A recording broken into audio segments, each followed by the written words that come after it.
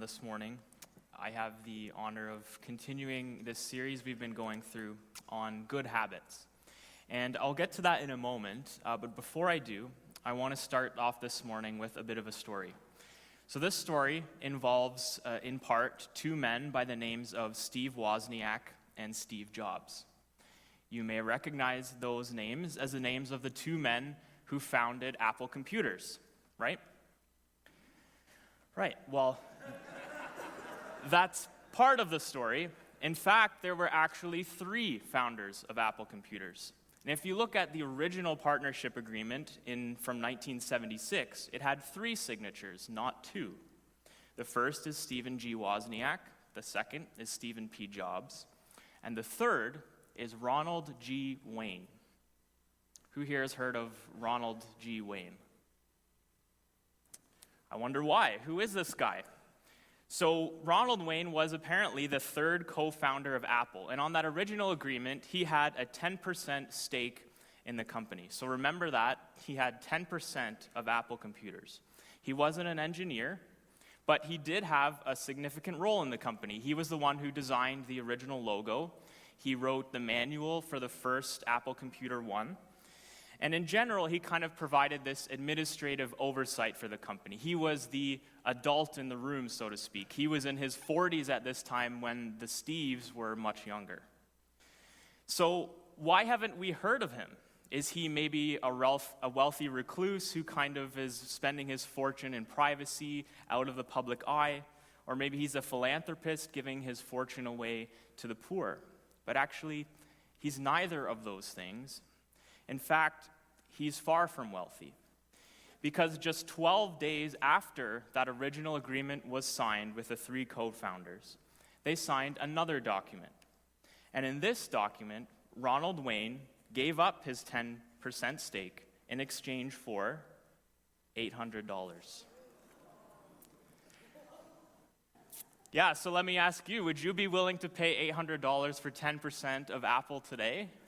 I think most of us would take that deal anytime. So what happened? So I guess Wayne had second thoughts. And as a partner, he kind of would have been liable for any debts that the company had accrued. And that was a risk to him. He had assets and he had creditors that the other two gentlemen didn't have. And creditors could come after his assets if the company went broke.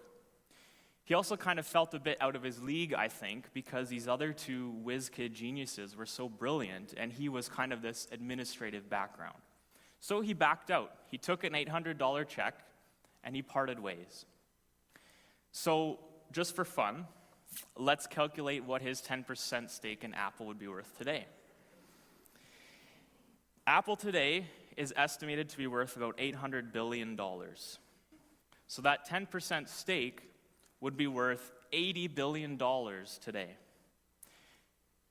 So that $800 would be $80 billion. That's 100 million times what he got back then, if you're doing the math. So for the record, okay, just so that we don't give Mr. Wayne a bad name, he doesn't regret his decision, okay, believe it or not. He said that it was a decision that he made based on the best information he had available at the time. And so he's made his peace with it. But you have to wonder, if over the years, especially the past several years, if he's been thinking, if only I had just held on to that. And Ronald Wayne isn't the only person to sell their Apple stock too soon. Apple went public in 1980, and for 23 years, the stock honestly didn't do a whole lot. But starting in 2013, it just kind of exploded, and now it is where it is today. So it all kind of boils down to this. If you would have made a $1,000 investment in 1980, it would be worth $400,000 today. Now, I'm not sharing this story to brag about how I bought Apple stock before 2013, because I didn't, okay? And I wasn't alive in 1980, so I couldn't have bought it then. But I'm sharing this story to urge us not to do what Ronald Wayne did when he sold his stake for $800, instead of waiting to cash it in for $80 billion. I'm urging us not to do what those other investors did when they sold out early before the big boom of Apple in 2013 and missed out on literally hundreds of times what they had invested. I'm urging us to follow the ultimate buy and hold strategy. And I think that that's what we're doing when we're talking about developing good habits. We're making an investment in our eternal future. We're storing up for ourselves not treasures here, but treasures in heaven. Our actions, don't get me wrong, can't save us, okay? They can't save us from any debts we owe. That's what Jesus accomplished through his death and resurrection. But when we intentionally develop good habits, we practice these spiritual disciplines, we are allowing ourselves to be transformed into the kinds of people that God wants us to be. We're allowing ourselves to be transformed into the kind of people that God wants to have in his kingdom.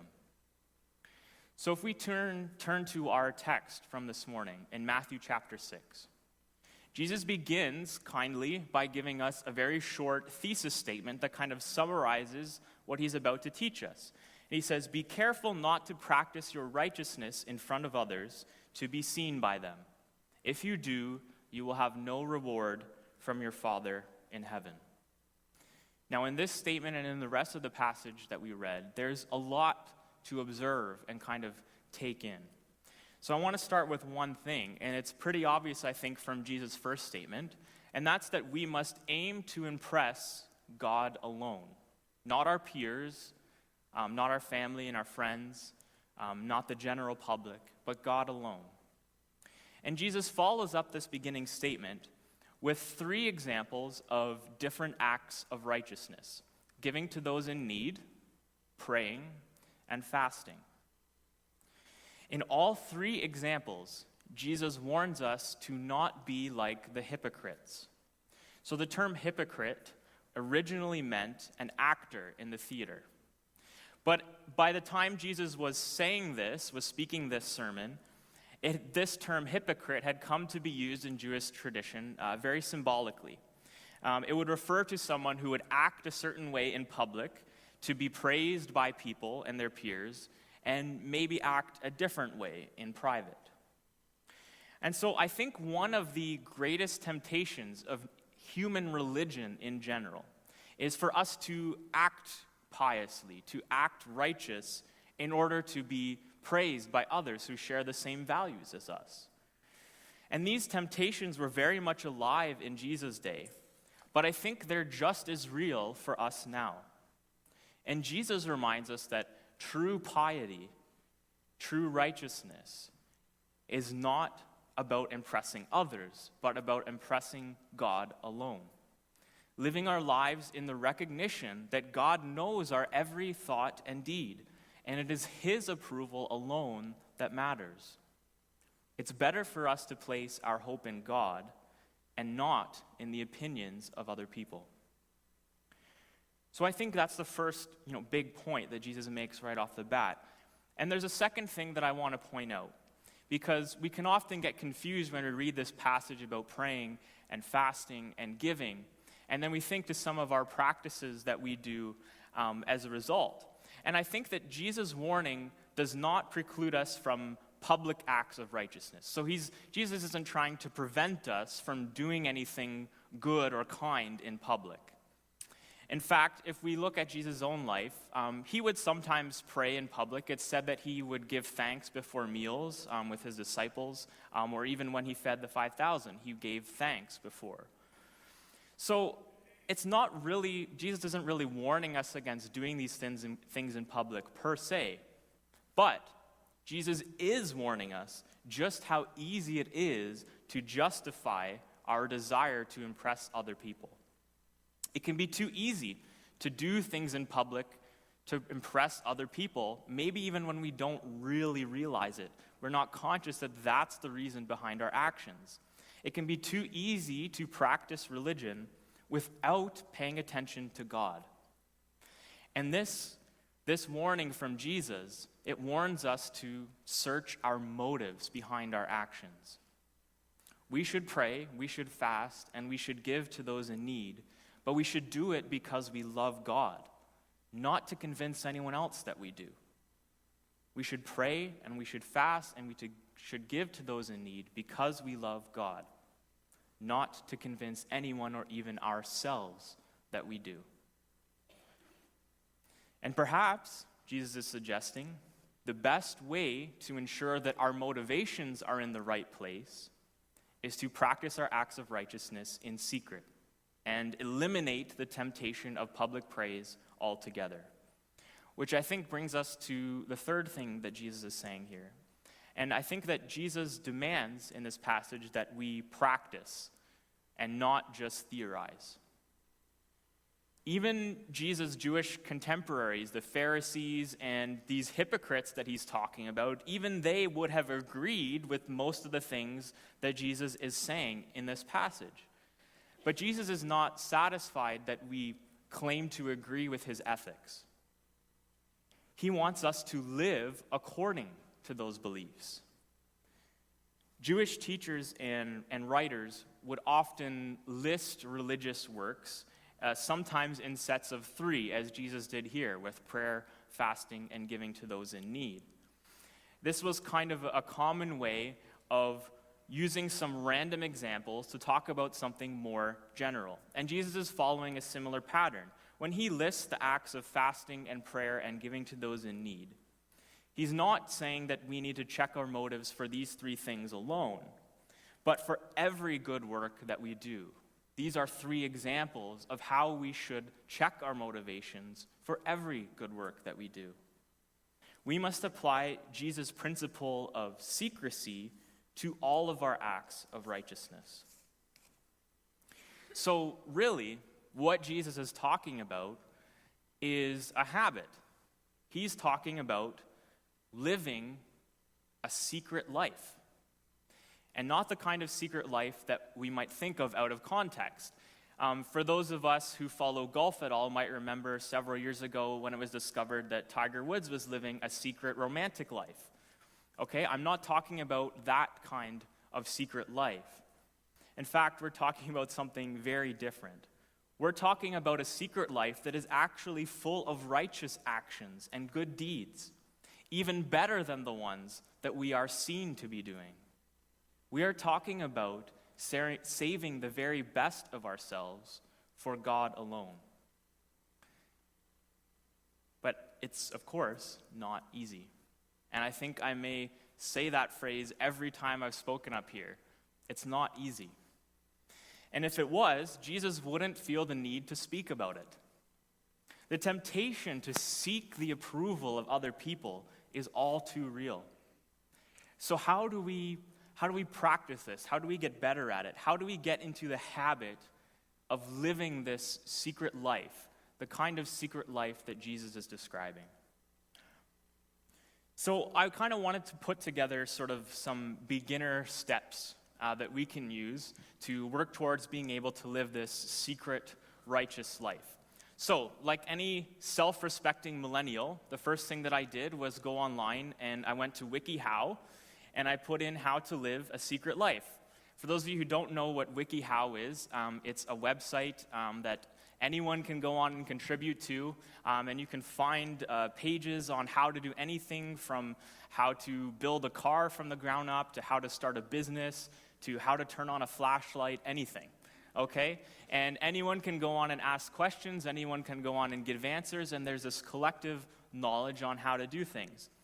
So I'm going to kind of steal my steps from a WikiHow page that was probably not intended for the purposes that I'm going to use it for. So I searched how to live a secret life, and I was redirected to a page called How to Live a Double Life. Probably something very different from what we're talking about. But if you want the gist of the rest of my sermon notes, you can go on to that page and copy the headings and just maybe skip some of the stuff that's a little bit irrelevant. So, on this WikiHow page, how to live a secret life. First of all, the first step is to keep quiet. And WikiHow says that whatever your secondary life entails, don't talk about anything related to it with anyone that you don't want to know about it. That seems pretty simple. So if I do a good deed, in order to check my motivations, as Jesus is asking us to do, and make sure that I'm not doing it for the wrong reasons, the simplest thing I can do and the first step that I can take is to be quiet about it. Don't tell anybody. If I don't want anybody to know, if I want only God to know, then I just don't tell anybody else. That's pretty simple, and it's a first step. And so I think we can try to be intentional about that. Now, the second thing that WikiHow tells us is to be extra professional at work. Now, I'm going to kind of turn this a little bit. But WikiHow says if you're hiding some personal life secrets, you may want to go above and beyond keeping your basic responsibilities at work. Ensure that no one at work suspects you of leading a double life by showing up early, meeting your goals, and maintaining cooperative relationships with all of your colleagues. Now, when I read this, I'm reminded of exactly what Jesus said not to do when he talked about fasting. He said, "Do not look gloomy when you fast, like the hypocrites, for they disfigure their faces to be seen by others." He says, "Rather, you should anoint yourselves and wash your faces." In other words, keep up appearances. The reality is that some of our good deeds as Christians and as followers of Christ, some of our good deeds require self-sacrifice. And sometimes that means that we may go without food for a time, or we may give away our finances and then we have less to do something of ourselves. But if we can keep up appearances, because the danger is that we go to our friends or to our workplace in this case, and we complain about how we're hungry or we're tired. And that leads to a conversation about how I am helping someone, or I am doing this good deed, and so I'm tired, I'm hungry, I have no money. So, well, it's okay to share our struggles with others. I'm not saying that we shouldn't do that. I don't know that I've definitely seen this in my life, that I have gotten into a habit occasionally of complaining when I've done something good. And my complaining to somebody else is a way to gain recognition for my good deed. I'm tired because I did this thing. But if what Jesus is telling us and what WikiHow is telling us is in order to keep those good deeds for God alone and not for others, we shouldn't change our habits. We should keep up appearances. Wash your face. Pretend that you're not hungry. Pretend that you're not tired as much as you can. The third thing that WikiHow tells us is to use caution when speaking. Thoughts about your second life will likely arise during your conversations in your non-secret life. Do not externalize these thoughts, even if you think you won't betray your secrets. Double-check any statements that bear any relevance to your double life by asking yourself, will this possibly reveal anything? So I think this relates to being quiet, but I think the main thing is that when we're in conversations, we will find ourselves in conversations where we're talking about giving to the needy, where we're talking about praying, where we're talking about fasting. And sometimes we have wisdom to share because we have experience with those good deeds. By all means, share that wisdom. But I think we need to, again, check our motivations and use caution that when we do so, when we share that wisdom or experience, we're not doing so to brag about ourselves, to place ourselves as the example of perfection for others to follow. We need to be careful of that. Now, the last thing I'll steal from this wiki page is something that is perhaps more relevant for some of us than others, but nonetheless, in this day and age, I think it's something to be aware of. WikiHow says to keep your double life offline altogether. If possible, keep your double life offline entirely. This may actually be the best way to ensure you are never caught living a double life. In short, it can greatly increase the ease of living a double life by doing so entirely in the real world, where it's much easier to erase your tracks.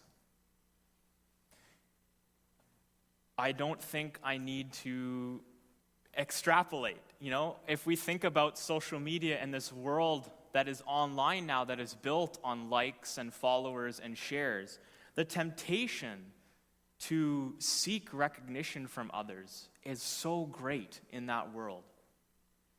And I know I myself have got caught up in it. It is difficult not to. Some of these programs are designed for that purpose, to make you seek approval from other people. So I think when we're talking about our acts of righteousness, the best pieces of ourselves, the things that we do to serve others and to pray and to fast, and all these things that we do for God, to keep it for God's glory and not our own, sometimes one of the best things that we can do is not post about it online. And again, that might be more relevant for some of us than others. But I think together we take all of these principles. And I think that what Jesus is asking us to do is simple, but it's not easy. To check our motivations at the door. To do good deeds because we love God, not because we want others to see us doing them. And so, as we think about how to apply this in our life and we look at these steps, I just encourage you to take it step by step. The reality is that a large part of our world revolves around being approved or being recognized or being seen by others. And it can be hard. It can feel lonely when you are doing so much good in the world and no one around you seems to notice. But just know that as Jesus tells us, your Father in heaven sees what is done in secret. And your Father in heaven, who sees what is done in secret, will reward you for what is done in secret. So I hope that we can think deeply about this and make it a habit of living a secret life and being able to keep a secret. And I think in so doing, we will not sell our Apple shares in this world when they mean $800 return. Okay, we're going to sell them when we're in heaven, where it means 100 million times that, if you can imagine. Let's pray together.